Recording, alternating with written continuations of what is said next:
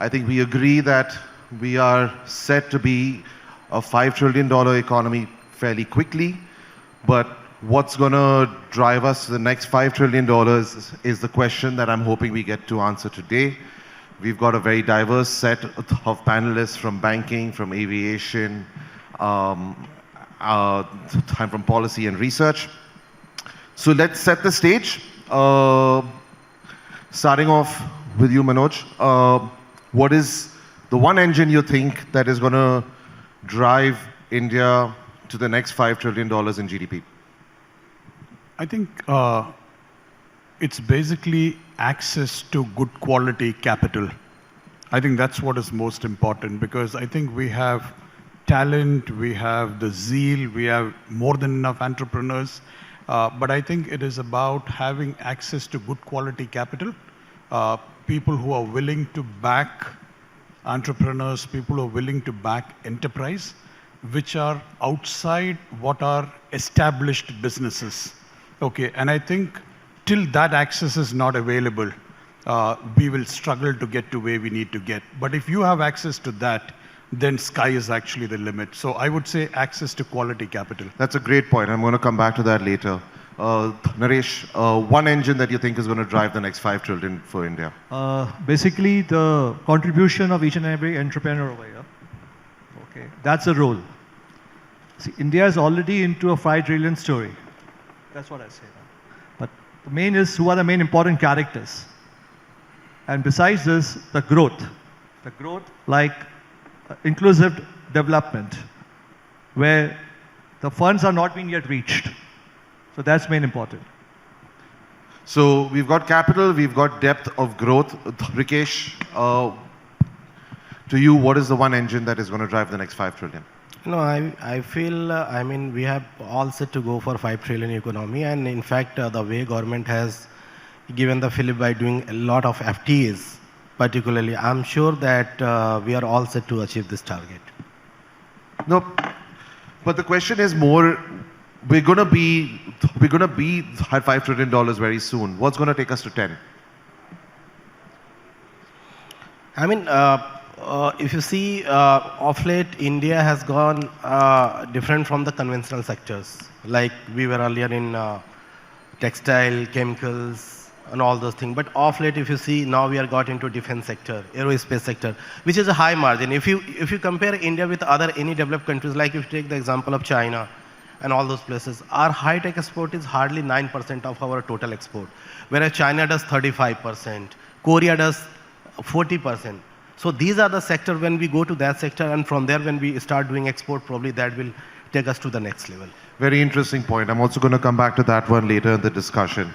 Gentlemen, I would really like us, so that we have a good interaction with each other, let's try and keep our answers to about 60 to 90 seconds so we can interact a lot more. Manoj, I want to start off with you, like coming back to you again. You've been in aviation for a very, very long time. You've seen the growth of regional aviation, and it's been a catalyst to our economic growth. So, you know, what do you think, in your view, has to change over the next decade to catalyze now, as what Rikesh said, economic growth being deep, what Naresh also said, you know, inclusivity, like in economic growth, tier 2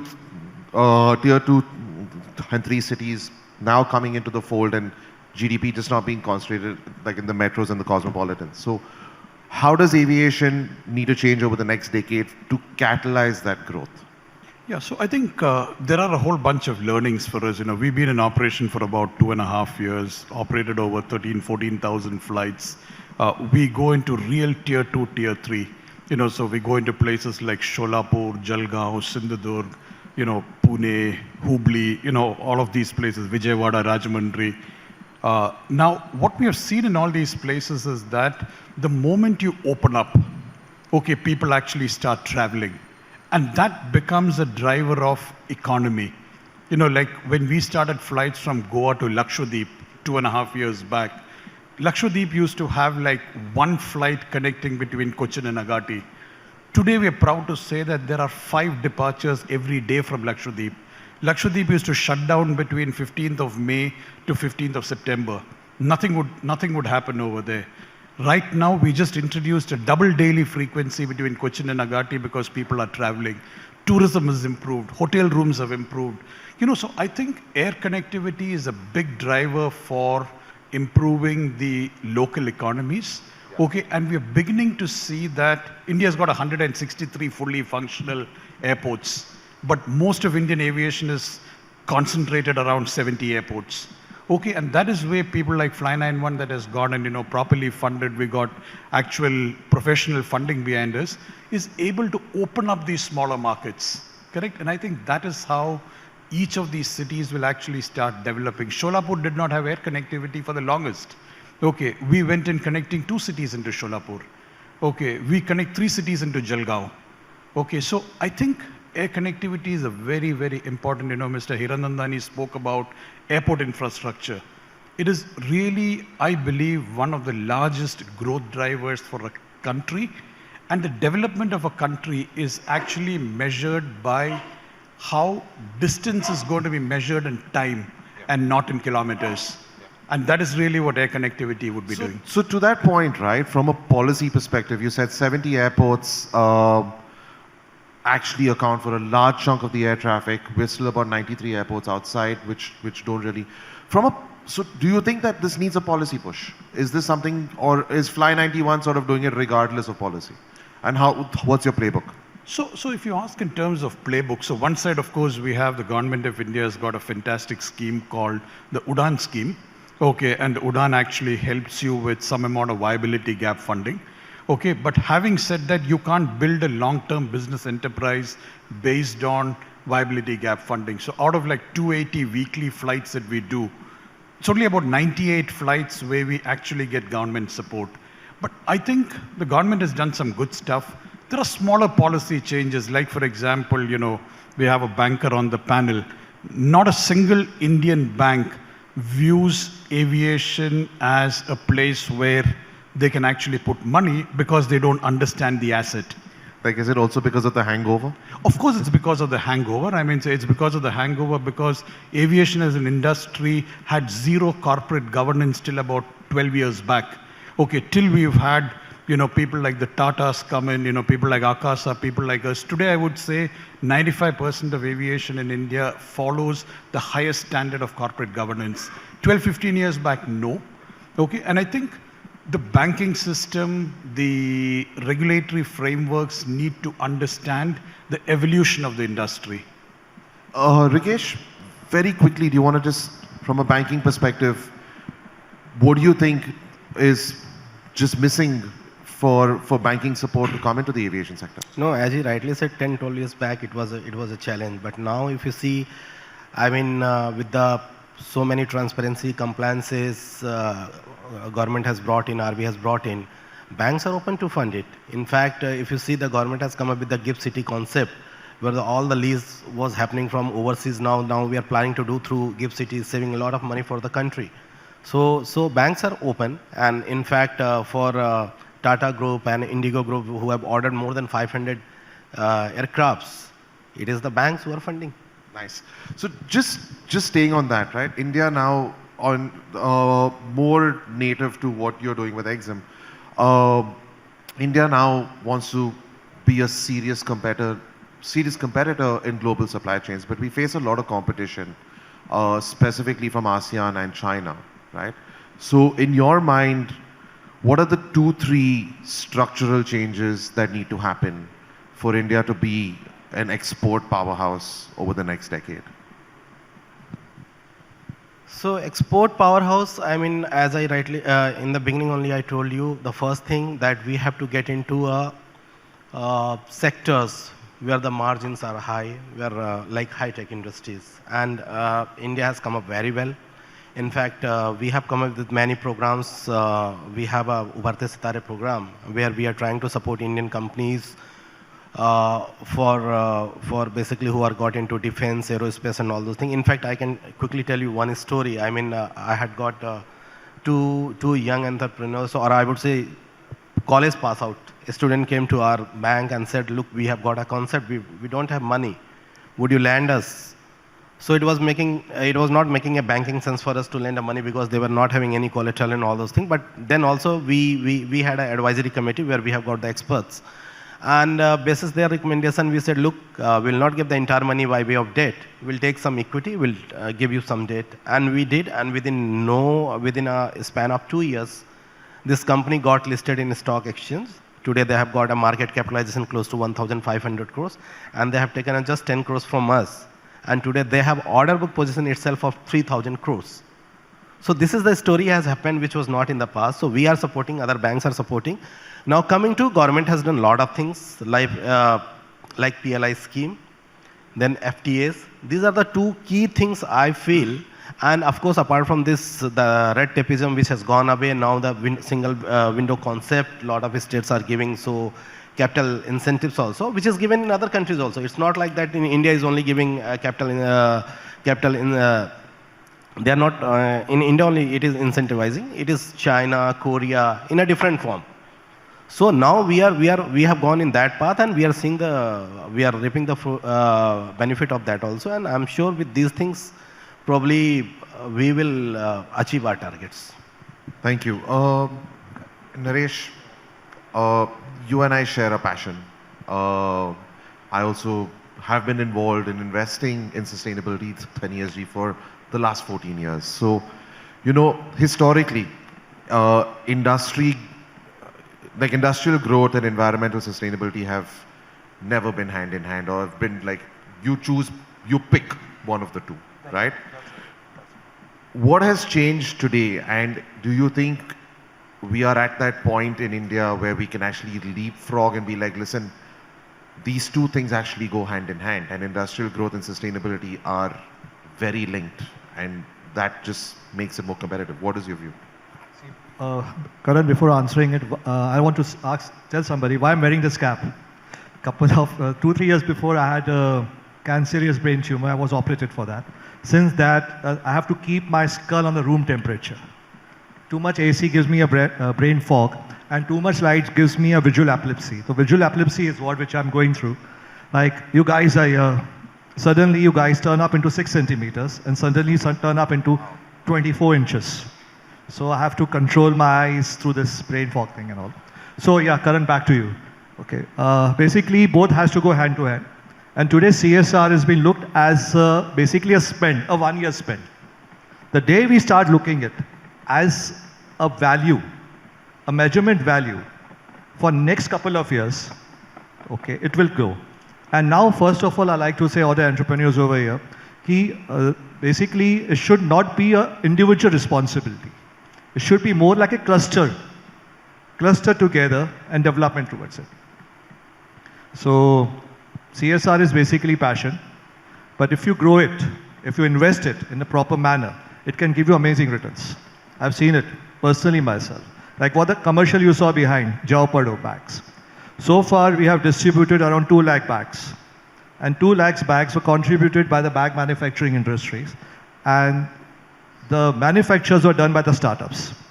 And we have got order, approx 1 crore 75 lakh bags for next 18 months to be delivered. So, just on that point, right? CSR has been a great initiative. It sort of filled gaps where the government has, in some way, not been able to go and fill those gaps themselves. So they've used corporates effectively to do that. But do you think that CSR today is being used in the right way? Are there areas where we could sort of move it a little bit more outside of just the traditional education, healthcare, access?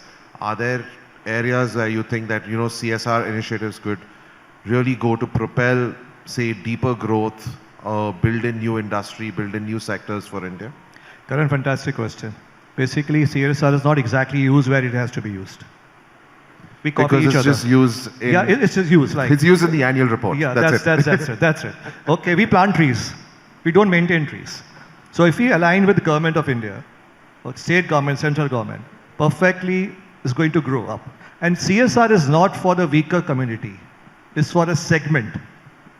It's for us. For example, let's say Mumbai. We don't have toilets. We don't have. There are a lot of facts. Okay. So we have to create the toilets under CSR. and toilets under privatizations, maintained by CSR companies.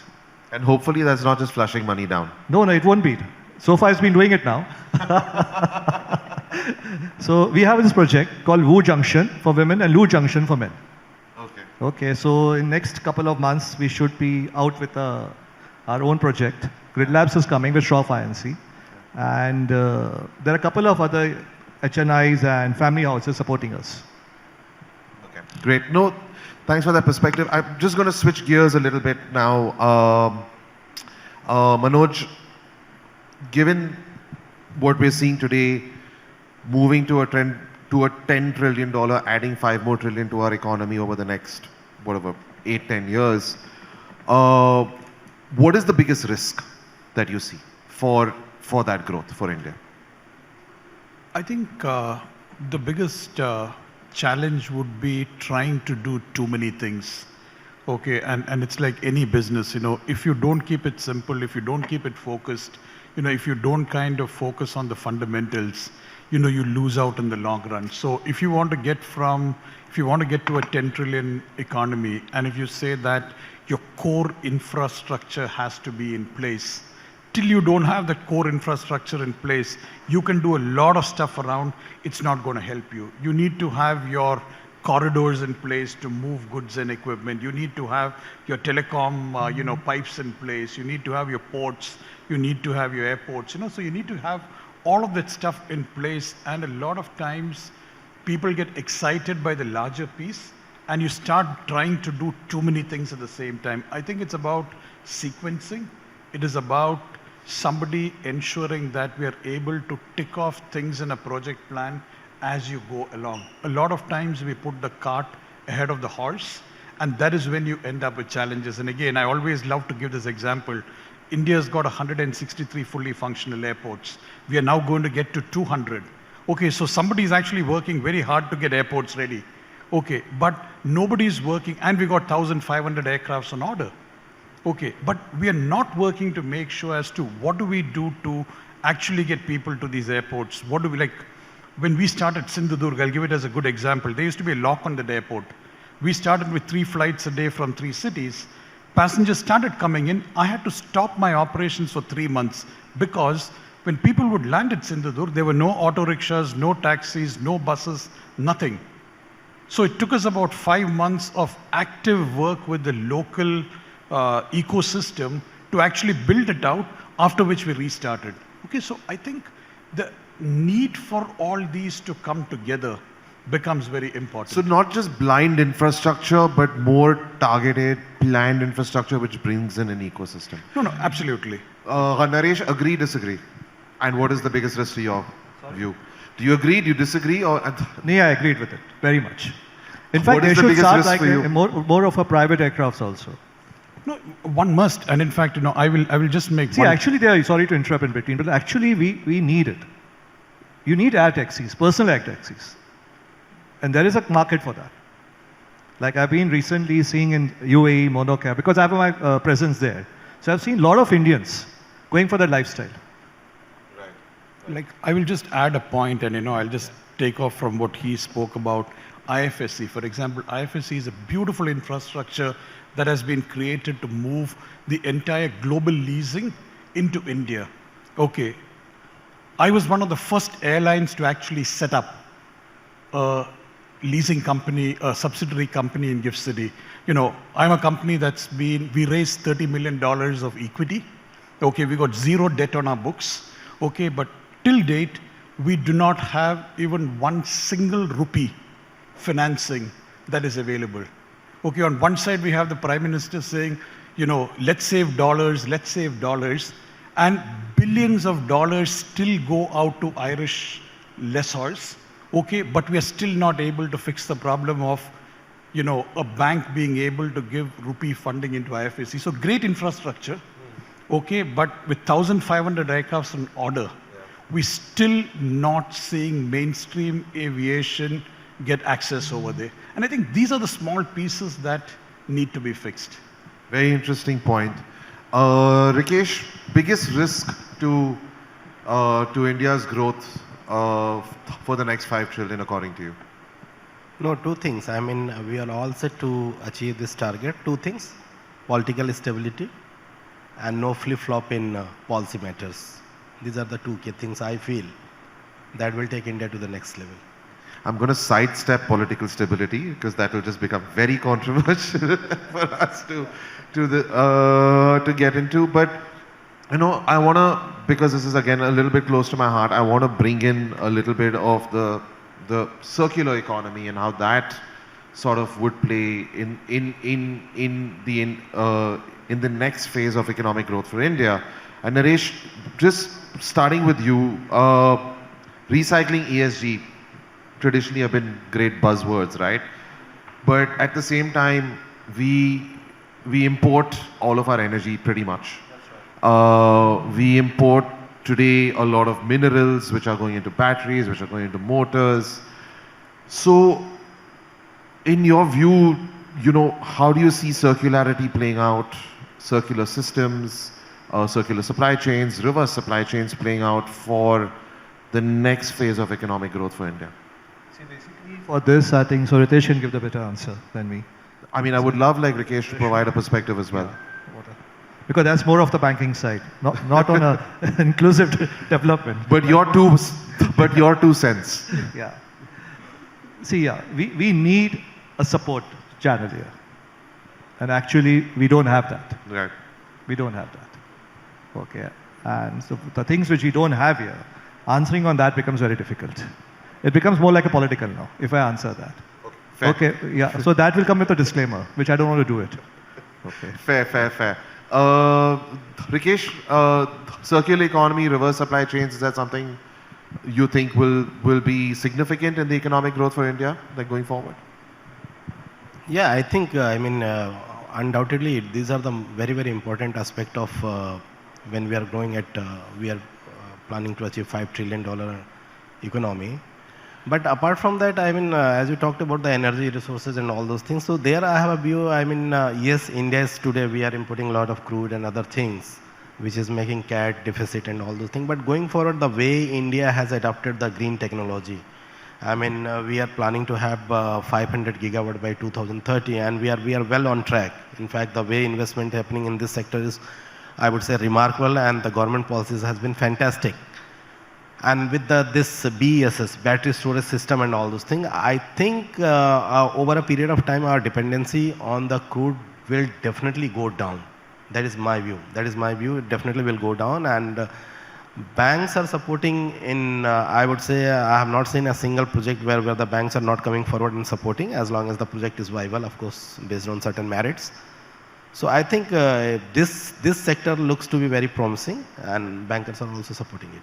So just on that point, right, given the customers that you work with, largely exports, let's just focus on the exporters, is today carbon emissions per product, etc., is that an important thing for your customers when they're exporting to markets, or is it still something, hey, we're not really thinking about it right now?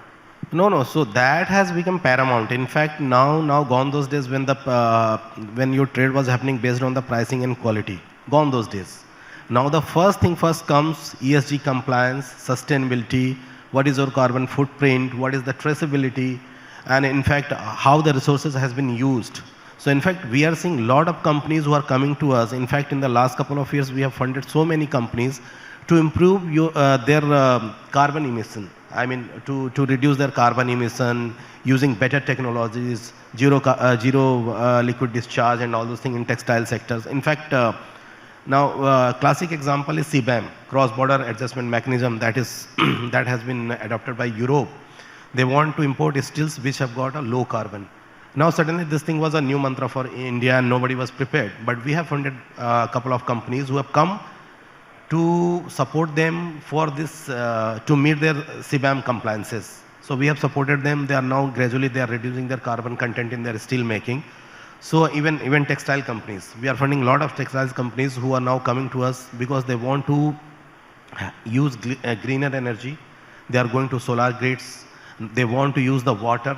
Water consumption is too much in textile sector. So how it can be reused, how it can be made reused, and all certifications also, which is required for us. So we are supporting, and that has So that's become the excellent. That's excellent that you guys are actually supporting your customers. Manoj, sustainability in aviation, a dream, a reality. Today we have SAF. What do you think?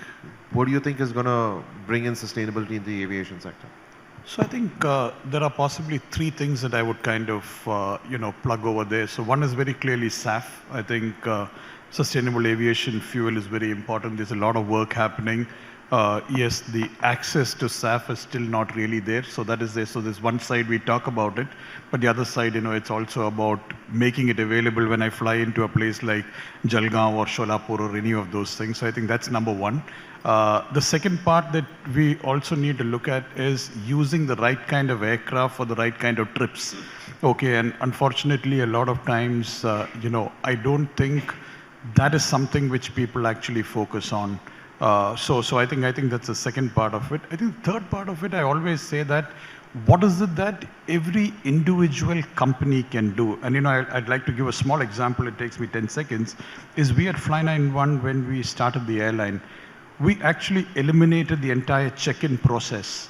Okay, so we are the only airline in the world when you buy a ticket, you straight away get a boarding card, and the size of the boarding card is 19 kilobytes.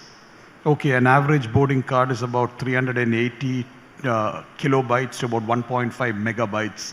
And there's a study that was done by somebody, some independent organization, which said that if all the Indian airlines were to adopt Fly91's boarding card standard, 62,000 trees can be saved a year.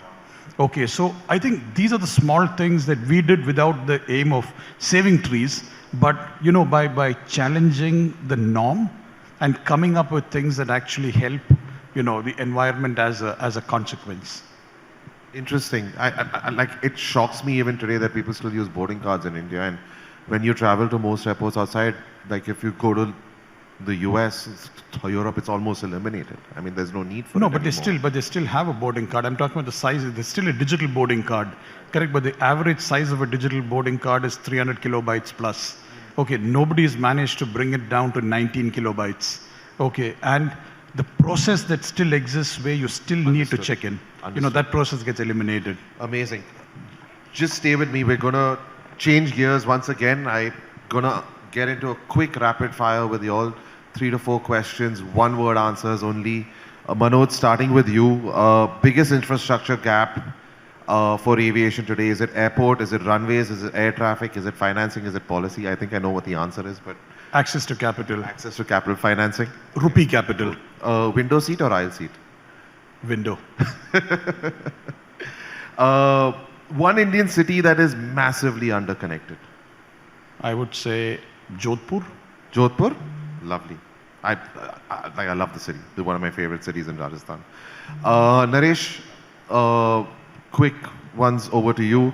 Carbon taxes, is it a necessity or is this too premature? Too premature. Why? It's not needed over here. It's not needed? It's not needed. Okay, great. I will not debate that. One technology that will transform India: AI, robotics, battery storage, green hydrogen. AI. AI? AI, very much. And who's going to power that?